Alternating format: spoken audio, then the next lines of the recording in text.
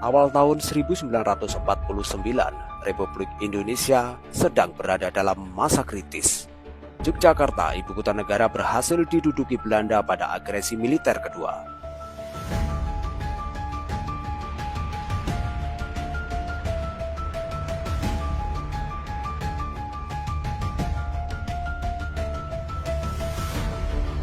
Namun semangat perjuangan bangsa Indonesia tak pernah padam. Di tengah kondisi yang mencekam, muncul sebuah operasi militer yang kelak akan menjadi penanda bahwa Republik Indonesia masih eksis dan berdaulat. Dikenal dengan sebutan Serangan Umum 1 Maret 1949.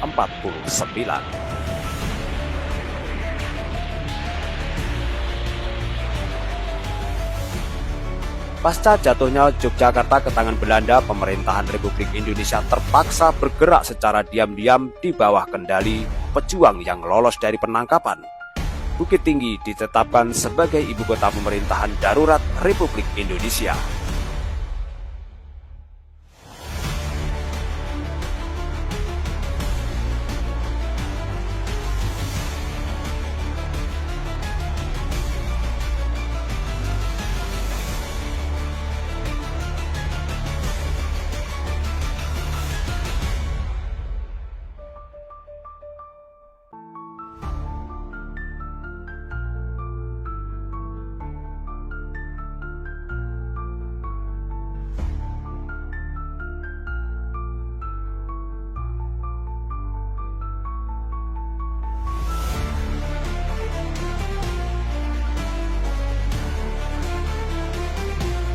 Belanda menangkap dan mengasingkan Presiden Soekarno dan Wakil Presiden Muhammad Hatta beserta pejabat negara lainnya. Namun Panglima Besar Sudirman tetap melakukan perlawanan kendati dalam kondisi sakit parah. Sang jenderal memberi perintah untuk melakukan gerilya dalam upaya merebut kembali kedaulatan negara.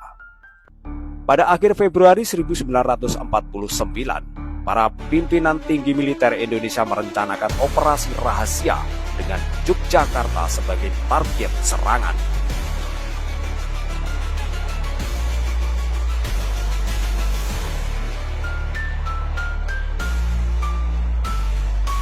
Operasi ini untuk menunjukkan pada dunia internasional bahwa TNI masih ada. Tidak seperti yang dikatakan Belanda bahwa Indonesia telah jatuh dan tidak punya kekuatan militer. Serangan ini tidaklah mudah. Butuh perencanaan yang matang dan kerjasama yang erat antara pasukan TNI dan rakyat. Kolonel Bambang Sugeng, Panglima Divisi 3, bersama Letkol Soeharto, Komandan Brigade 10, ditunjuk untuk memimpin operasi ini di sektor barat.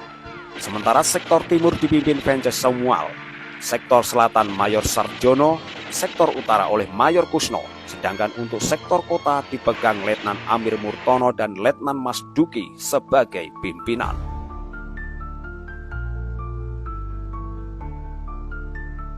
Dengan persiapan yang cermat, para prajurit TNI dan Laskar Rakyat mulai menyusun rencana untuk melakukan serangan pada dini hari, tepat tanggal 1 Maret 1949.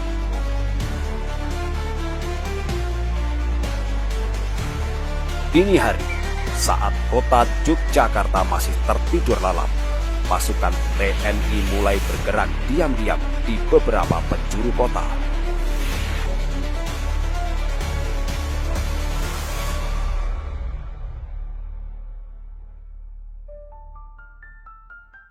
Serangan dimulai tepat pukul 6 pagi saat matahari mulai terbit di ufuk timur.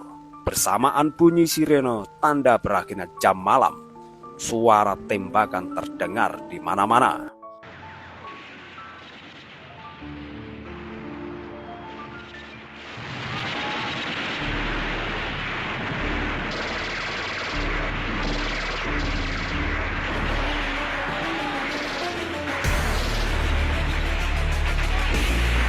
Belanda kelabakan menghadapi operasi dadakan ini.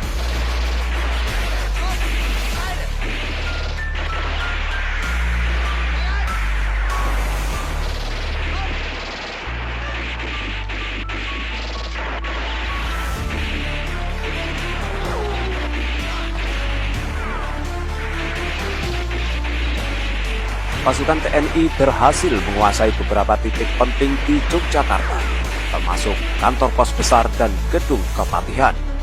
Selama 6 jam, kota Yogyakarta berhasil diduduki kembali oleh pasukan Republik Indonesia.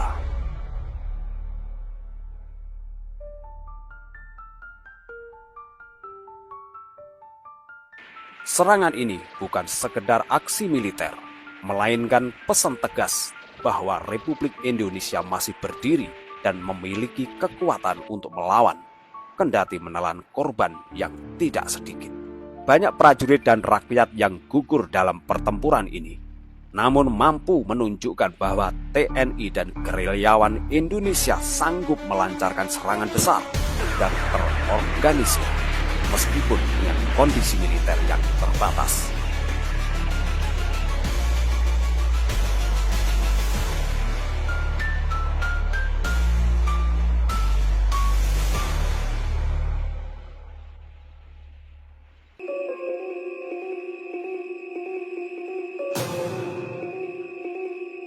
Serangan umum 1 Maret 1949 membawa dampak yang signifikan. Dunia internasional yang awalnya skeptis terhadap kemampuan Indonesia mulai memperhatikan perjuangan bangsa ini. Berita tentang keberhasilan serangan ini tersebar luas, memaksa Belanda untuk kembali ke meja perundingan. Serangan ini pula yang menjadi salah satu faktor pendorong bagi PBB untuk mempercepat proses pengakuan kedaulatan Indonesia. Tekanan internasional terutama dari Amerika Serikat dan PBB meningkat terhadap Belanda setelah serangan umum 1 Maret tersebut. Akibatnya, Belanda terpaksa menyetujui perundingan yang berujung pada konferensi meja bulat atau lebih dikenal dengan KMP di Den Haag, Belanda. Dalam KMP yang berlangsung pada akhir tahun 1949 disepakati bahwa Belanda akan mengakui kedaulatan Indonesia.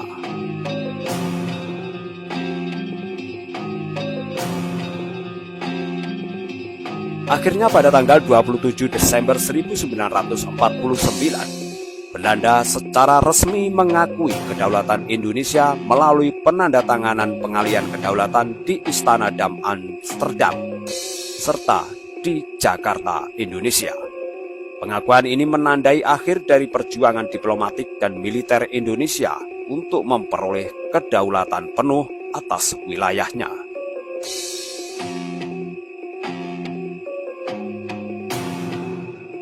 Serangan umum 1 Maret adalah bukti nyata dari keteguhan dan keberanian bangsa Indonesia dalam mempertahankan kemerdekaannya. Meskipun waktu terus berjalan, semangat para pejuang ini harus selalu hidup dalam sanubari setiap generasi penerus bangsa. Perjuangan panjang bangsa ini terbebas dari penjajahan begitu luar biasa. Berkorban jiwa raga demi kemerdekaan yang kita nikmati hari ini. Bangsa yang besar adalah bangsa yang menghormati jasa pahlawannya. Jangan sekali-kali melupakan sejarah. Agi Cyber melaporkan.